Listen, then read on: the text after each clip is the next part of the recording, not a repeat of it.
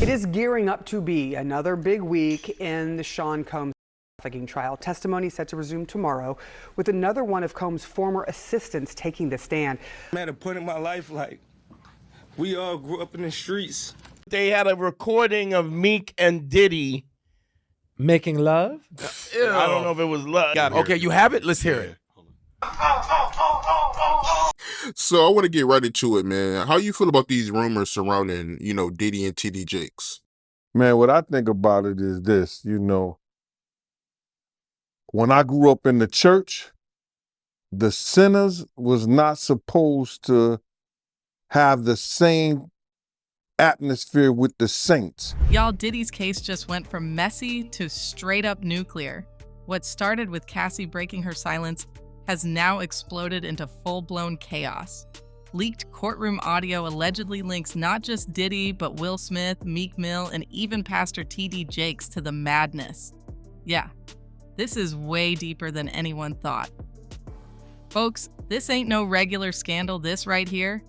This is career-ending type heat. Word is Diddy screamed in court when that audio dropped. And bruh, the streets are buzzing. What the hell were they all doing together on them tapes? If you've been paying attention to word on the street, then you already know Diddy's trial ain't just some tabloid drama anymore. It's turning into a full-blown disaster movie. Every single day, the courtroom's getting hotter, witnesses pulling up, assistants testifying, exes spilling dirt. Cassie already lit the fire when she took the stand, telling everybody how Diddy had her locked in like some twisted puppet master, manipulating her, controlling her, doing wild shit behind closed doors. She also said that he controlled her appearance. Sometimes he didn't like her hair, he wanted her to dress sexy, sometimes a tomboy. He wanted her nails to be white, she testified, especially during the freak-offs. And one thing that she said she was concerned about was blackmail, because a lot of these freak-offs were recorded, and the big concern was hers that they could end up in the internet if somehow she did something to upset him. Then Kid Cudi jumped in, and he wasn't playing either. Dude straight up said Diddy threatened to blow up his car, and then actually did. And then you got former Danity Kane member Don Richard confirming Cassie wasn't lying. Years of abuse, freak-off parties, intimidation, the whole circus. But yo, this ain't even the peak. It's now spiraling into pure chaos because big names, A-listers, are getting caught up in Diddy's storm. Word is there are actual tapes, allegedly, circulating that show shady, illegal, and straight-up disturbing activities involving Diddy and some unexpected company. Meek Mill, Will Smith, and even Bishop TD Jakes, yes, the preacher, are now being whispered in the same sentence as freak-offs, drugs, and cover-ups. Allegedly, some of these tapes are already being played in court. And what's worse? The internet's doing what it does best, connecting old photos, clips, and receipts, and it's not looking good for these men, especially Meek. See, Meek and Diddy go way back, but according to folks close to the scene, that wasn't no regular industry bromance. Word is Meek was Diddy's favorite boy toy. Let's rewind to March last year. An audio dropped online that damn near broke the internet. It was allegedly a private convo, intimate as hell, between Meek Mill and Diddy. They had a recording of Meek and Diddy making love. Ew. I don't know if it was love. Okay, you have it. Let's hear it.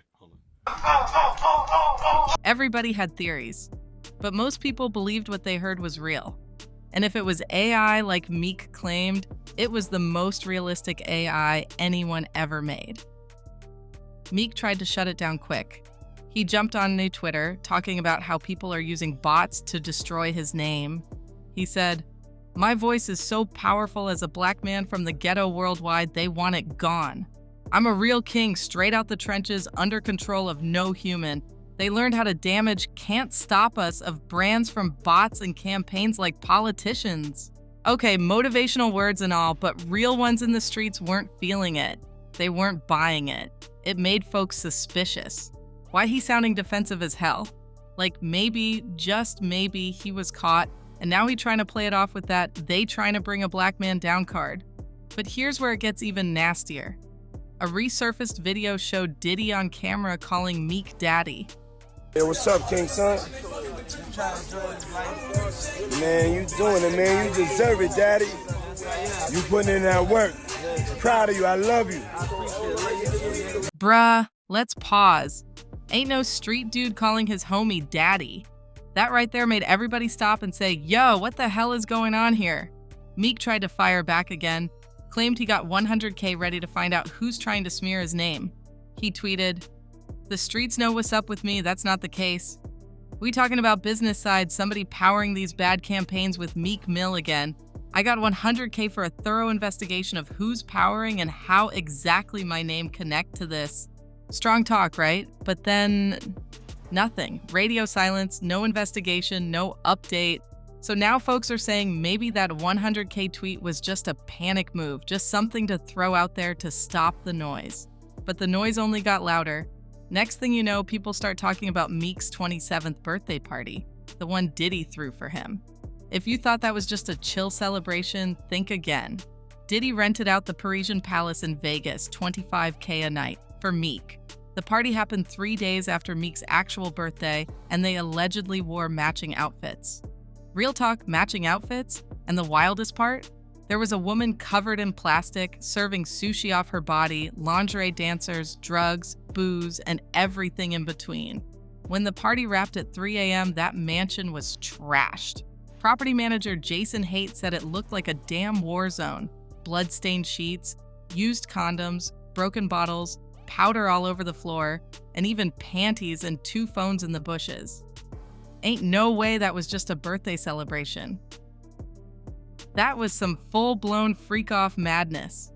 And now, folks are saying that real tapes from those wild nights exist. Tapes with Meek, doing things that would ruin his whole brand if it drops. If it's true that these tapes are being shown in court, then Meek ain't walking away clean. He might just go down with the ship right next to Diddy. Now let's talk about Will Smith. Will and Diddy go way back, like decades deep. Puffy, just large, just the man. You know, Puffy is, I think, Run DMC was the first group to really define what rap is. And I think Puffy is now in that rap renaissance, kind of being part of defining really where rap is going. He's making people dance again. And it ain't just red carpet smiles and award show hugs. Nah, it's deeper, darker, and way wilder than that. Word is Will wasn't just chilling at Diddy's parties. He was allegedly in the thick of them freak-offs. And not just as a guest, bro. We talking boy toy territory. Yeah, folks have been whispering that Will might have had a little sugar in the tank, if you get what I'm saying. And before y'all jump out your seats, let's rewind to that bombshell from Will's former assistant, Brother Bilal. This man ain't just some internet troll. He straight up came out and said Will was on some secret freaky boy-on-boy type ish. Claimed Will got caught with a dude, allegedly, of course. Talking about What? So, but Philly's a very dangerous place. Always been a very dangerous place. So that day it was 6 people in the studio. It was me and I who actually hosted the show. It was the gangster and his friend, and it was Will and Charlie who ended up coming to the studio. And a guy that I call Charlie the Rat Mac now, but I'll get into that later. And now Will ain't sit quiet on that one. He shut that mess down fast. Called it all lies. Said Bilal was full of it. Even Jada came out acting all righteous, talking about lawsuits and how they were going to take legal action. 2023 to still have those same rumors out about people you love, like Will and Dwayne. I know. That just came out too recently. Yeah, and let me just say this. It's ridiculous, right? And it's nonsense. And this is a person that tried a money shakedown that didn't work. We're going to take legal action. But hold up. Bilal didn't back down. Dude said, sue me then. Matter of fact, he dared her to. He told the world he had receipts, like real ones, not just hearsay.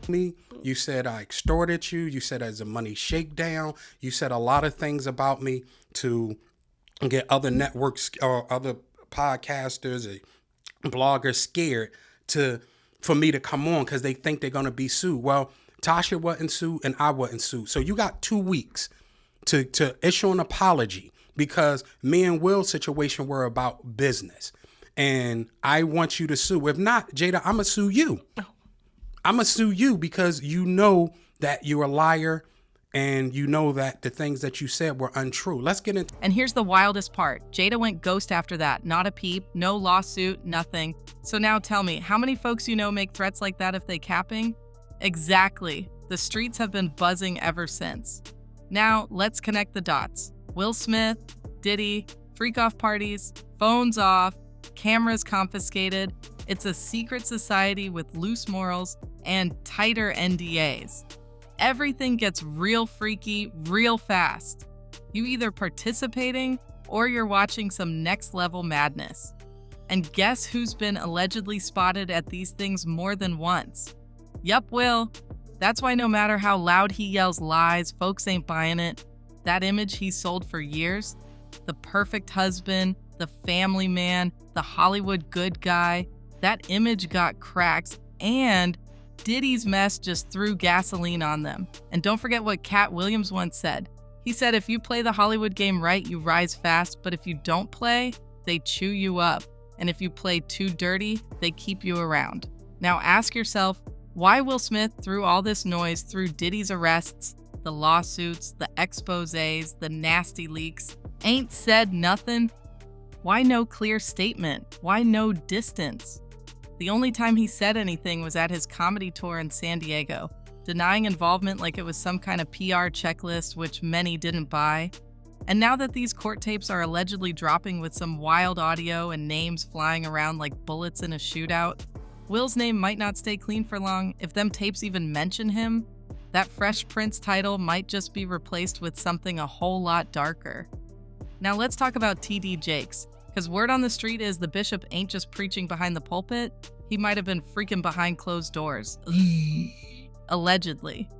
If you've been locked into this Diddy mess, then you already know it ain't just rappers, assistants, and ex-girlfriends being dragged down. Nah, it's bigger, it's messier. And TD Jakes, the so-called man of God, the same dude that is on stage, sweating and yelling about salvation, is now allegedly tangled up in the dirtiest chapter of this whole saga. His name got dropped in Lil Rod's lawsuit, and it wasn't just a casual mention. Rod straight up claimed that Diddy was using Jake's clean image to scrub the filth off his public rep. According to the suit, Diddy told folks he was tight with Jakes because it helped soften the public blow after the Cassie lawsuit exploded. But it ain't just about PR. Nah. Rod said Jakes was deep in the mix, like freak off deep. And you know the streets don't let that slide. Multiple insiders, Gene Deal, Diddy's ex-bodyguard, and Jaguar Wright, a loud voice in this whole celebrity mess, ain't been quiet about it either. They both said TD Jakes knew exactly what was going down. That he wasn't just praying for Diddy, he was allegedly playing with Diddy. Claims that, Diddy, he was using TD Jakes to fix his image. You believe that? Well, we saw that to be true anyway. That's what he was trying to do all that time. That's why TD Jakes was there. To try to fix his image. Ain't no money like church money. He was doing all the things to try to get his image straightened up. Why do you think TD Jakes was at Puff Daddy's birthday party? If Bishop Jakes was at a Diddy party, there could only be two reasons: money or sex. That's all that happens at Diddy party. Old photos that used to look like harmless spiritual mentorship now got folks zooming in like they're detectives trying to find clues.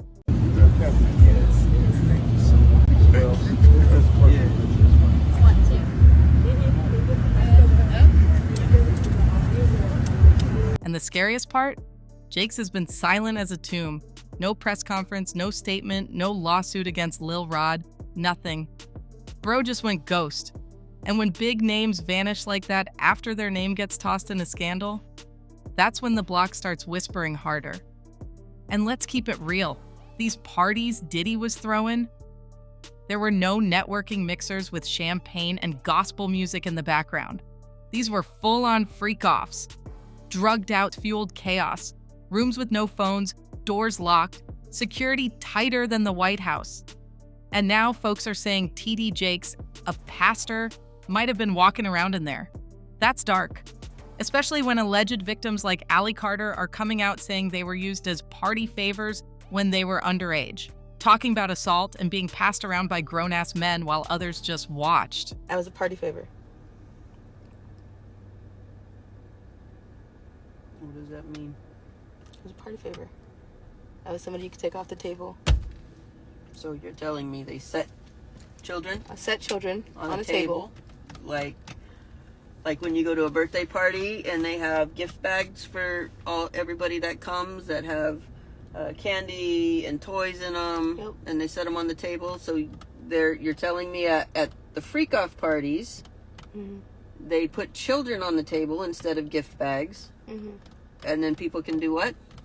Take you off the table and have sex with you. A former assistant to Sean Diddy Combs speaking out in the new interview with new allegations about wild parties and drug use. He had a laundry list of items that included lights, alcohol, marijuana, ketamine, Molly.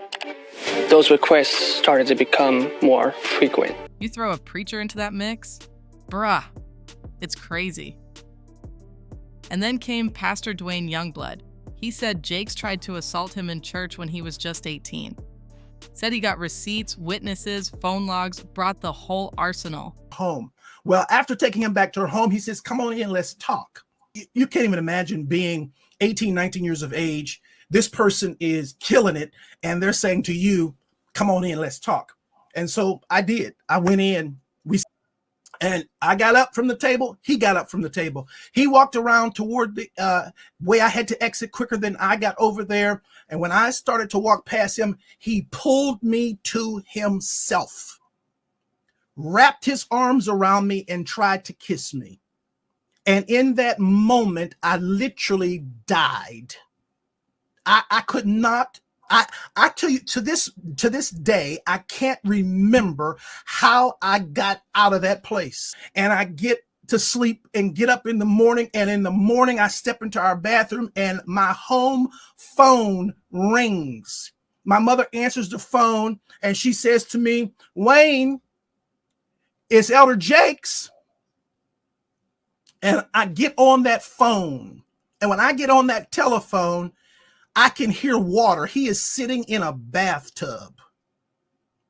And in that thing, he says to me, without any hesitation, there's 3 things I need you to do. The first one is, when I come to Pittsburgh, you're going to be the only person I sleep with. The second one is, you can't sleep with anybody else because I don't want to give my wife anything. And thirdly, I will take care of you the rest of your life. I can't to this day remember how I got off that phone. Jakes tried to hit back with a defamation suit, but it only made things worse. And the online community has been loud about all that has gone down. One online user said, WTF? TD Jakes is in on this crap too? I cannot believe the crap that is coming out. Wow, goodbye, Mr. Smith, your time is up. Another wrote, looks like Will Smith, Meek Mill, and TD Jakes might go down with Diddy if them tapes drop in court. This ain't just gossip anymore. This is starting to look like a full-blown collapse. And if those tapes are what insiders claim they are, it's only a matter of time before everything crashes down. Looks like it might not just be Diddy's empire sinking, but he just might be dragging everybody who partied with him straight down too. What do y'all think? Is TD Jakes really caught up in this mess or just guilty by association? And if Meek and Will's names keep popping up, how long before more receipts drop? Drop your thoughts in the comments. And don't forget to like, subscribe, and hit that notification bell so you never miss the next chapter in this wild story.